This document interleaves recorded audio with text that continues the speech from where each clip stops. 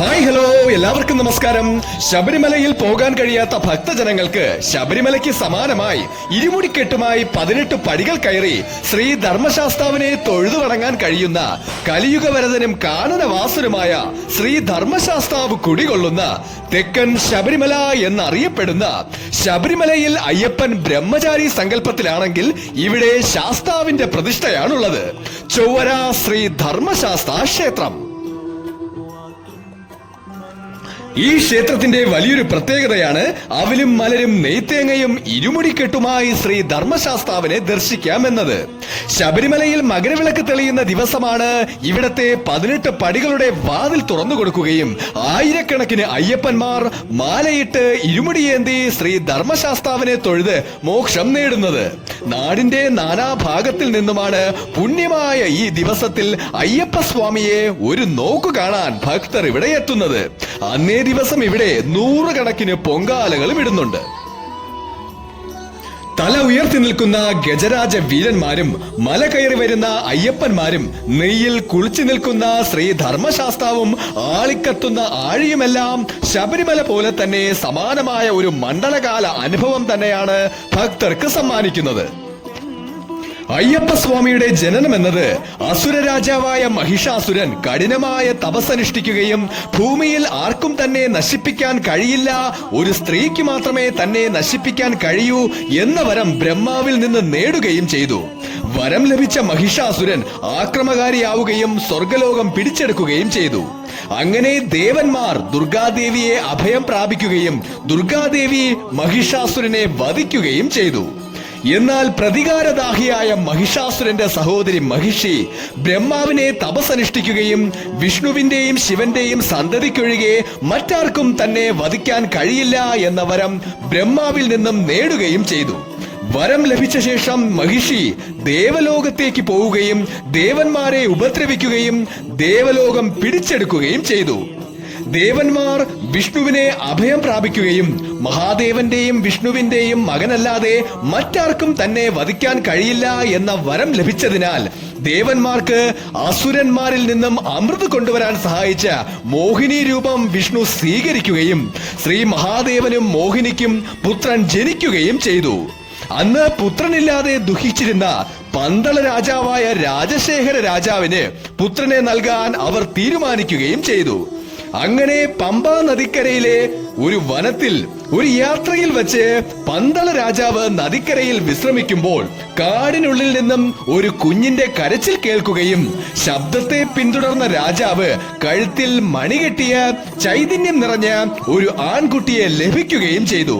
ശ്രീ മഹാദേവൻ ഒരു മുനി രൂപത്തിൽ വന്ന് തന്റെ കൊട്ടാരത്തിലേക്ക് ഈ കുഞ്ഞിനെ കൂട്ടിക്കൊണ്ടു പോകൂ എന്ന് പറയുകയും 12 വയസ്സ് മുതൽ തന്റെ ദൈവികത തിരിച്ചറിയുന്ന ബാലനായിരിക്കും ഇതെന്ന് പറയുകയും ചെയ്തു. അതാണ് പിൽക്കാലത്ത് നമ്മൾ ആരാധിക്കുന്ന കലിയുഗത്തിന്റെ ദേവനായ ശ്രീ മണികണ്ഠ സ്വാമി. ഈ ക്ഷേത്രം സമുദ്രനിരപ്പിൽ നിന്നും 500 അടി മുകളിലാണ് സ്ഥിതി ചെയ്യുന്നത്. ഈ ക്ഷേത്രത്തിന്റെ ഐതിഹ്യം എന്നത് അനിഴം തിരുനാൾ മാർത്താണ്ഡവർമ്മ 8 വീട്ടിൽ പിള്ളമാരുടെ ആക്രമണത്തെ ഭയന്ന് പല സ്ഥലങ്ങളിലും പല തറവാടുകളിലും ഒളിക്കുകയുണ്ടായി. അനിഴം തിരുനാൾ മാർത്താണ്ഡവർമ്മ ഭരണം ലഭിച്ചതിന് ശേഷം ആ തറവാട്ടുകാർക്ക് ഭൂമി വക വസ്തുക്കൾ നൽകുകയും ചെയ്തു.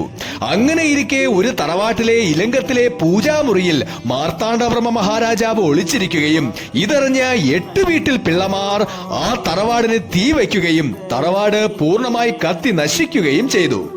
എന്നാൽ പൂജാമുറി മാത്രം കത്തി നശിച്ചതുമില്ല. ഇത് വലിയൊരു അത്ഭുതമായിരുന്നു. നാടിന്റെ ഭരണം ഏറ്റെടുത്തതിനു ശേഷം മഹാരാജാവ് തന്റെ ഭടന്മാരെ അയച്ച് തന്നെ ഒളിവിൽ കഴിയാൻ സഹായിച്ച തറവാട്ടിലെ കാരണവരെ കൊട്ടാരത്തിലേക്ക് ക്ഷണിക്കുകയും ആർഭാടപൂർണമായി സ്വീകരിക്കുകയും ചെയ്തു. സമ്മാനമായി ഒരു കുതിരയെയും നൽകി. എന്നാൽ താൻ ഒളിവിൽ കഴിഞ്ഞ പൂജാമുറി എന്തുകൊണ്ടാണ് കത്തി നശിക്കാത്തത് എന്ന ചോദ്യത്തിന് ഉത്തരം തേടി രാജാവ് തറവാട്ടിലെത്തുകയും അതിനുള്ള ഉത്തരം ലഭിക്കുകയും ചെയ്തു. തറവാട് വകയായി ചൊവ്വരയിൽ ഒരു ക്ഷേത്രമുണ്ടെന്നും അവിടെ ശാസ്താവിനെയാണ് ആരാധിക്കുന്നതെന്നും അവിടെ നിത്യപൂജ ചെയ്യുന്നത് ബുദ്ധിമുട്ടായതിനാൽ ശാസ്താവിനെ ഇലങ്കത്തെ പൂജാമുറിയിൽ വെച്ച് ആരാധിക്കുകയാണെന്നും ശാസ്താവിന്റെ ചൈതന്യം കൊണ്ടാണ് പൂജാമുറി കത്തി നശിക്കാത്തത് എന്ന് കാരണവർ രാജാവിനോട് ധരിപ്പിക്കുകയും ചെയ്തു. അങ്ങനെ മാർത്താണ്ഡവർമ്മ മഹാരാജാവ് ദേവനെ അവിടെ ആരാധിക്കാൻ തീരുമാനിക്കുകയും ചൊവ്വര ക്ഷേത്രത്തിലേക്ക് ദർശനം നടത്താൻ തീരുമാനിക്കുകയും ചെയ്തു. രാജാവിന് ക്ഷേത്രത്തിലേക്ക് എത്തുന്നതിനായി ചൊവ്വര ജംഗ്ഷൻ മുതൽ ക്ഷേത്രം വരെ ഒരു ഇടവഴി വെട്ടിത്തെളിക്കുകയും അത് രാജപാത ഇടവഴിയെന്ന് ഇന്നും അറിയപ്പെടുന്നു. കുളച്ചൽ യുദ്ധകാലത്ത് ഇതുവഴി കപ്പലിൽ യാത്ര ചെയ്തിരുന്ന നാവികസേനാംഗങ്ങൾ ക്ഷേത്രത്തിലെ ഉത്സവാഘോഷങ്ങൾ കണ്ട് യുദ്ധത്തിനുള്ള പടയൊരുക്കമാണെന്ന് കരുതി ക്ഷേത്രത്തിലേക്ക് വെടിയുതിർക്കുകയും ക്ഷേത്രത്തിന് കേടുപാടുകൾ പറ്റുകയും ചെയ്തു. പിന്നീട് കൊല്ലവർഷം 852 ക്ഷേത്രത്തിൽ പുനഃപ്രതിഷ്ഠ നടത്തുകയായിരുന്നു എന്ന് മുരിയത്തോട്ടം തറവാട്ടിലെ രേഖകളിൽ പറയുന്നു. വർണ്ണവൈവിധ്യമാർന്ന നിരവധി ചിത്രപ്പണികൾ കൊണ്ട് അലങ്കൃതമാണ് ശ്രീകോവിൽ. പ്രതിഷ്ഠാദിനമായ കുംഭത്തിലെ രോഹിണി നാളിൽ 18 പടികൾക്ക് പൂജയും ഇവിടെ ഗണപതി, ദുർഗ, മഹാദേവൻ, നാഗം, ബ്രഹ്മശ്രീ എന്നീ ഉപദേവതാ പ്രതിഷ്ഠകളുമുണ്ട്. അപ്പം, അരവണ, പായസം, നീരാഞ്ജനം എന്നിവയാണ് പ്രധാന വഴിപാട്. പൗർണമി ദിവസം ഐശ്വര്യപൂജയും നാരങ്ങാ വിളക്കും വളരെ പ്രാധാന്യമുള്ളതാണ്. കളമെഴുത്തുപാട്ടും ഇവിടെ ആചരിക്കുന്നു.